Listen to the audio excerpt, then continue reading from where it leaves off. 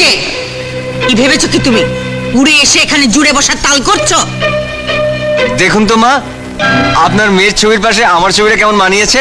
আচ্ছা, বর বউয়ের ছবি পাশাপাশি না থাকলে কি ঘরে মানায়? বর বউ? তোমাকে আমি জামাই বলেই মানি না। মেনে নিন না মা, কত সস্তায় একটা আস্ত জামাই পেয়ে গেলেন। এই বাজারে এত সস্তা একটা ধূপকাঠিও পাবেন না।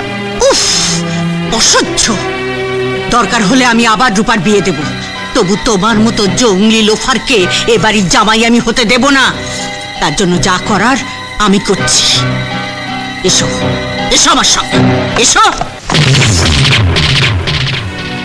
ওঠাও। মানেটা খুব সোজা। তোমার মতলব আমরা বুঝিনি ভেবেছো? টাকার লোভে দিদির সঙ্গে তুমি বিয়ে বিয়ে খেলা খেলেছো। মা, দিয়ে দাও ও যা চাই। বলো, কত টাকা চাই তোমার? 10,000, 20,000, 30,000, 40,000, 50,000, 1 লাখ?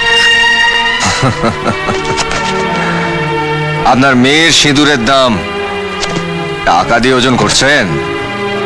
আপনি মা না এরিওয়ালা? Shut up! একটা কথা বলবে না। এগুলো তুলে নিয়ে এক্ষুনি এ বাড়ি ছেড়ে চলে যাও। Get out!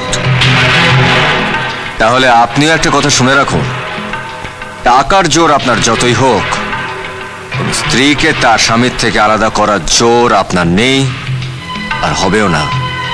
কারণ সিঁদুরের রং লাল, আর টাকার জোরে সেটাকে আপনি কালো করতে পারবেন না।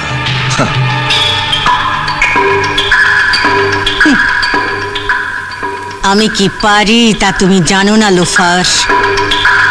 কেউ ঠেললে যে তুমি পা দিয়েছ, ছবল তোমাকে খেতেই হবে।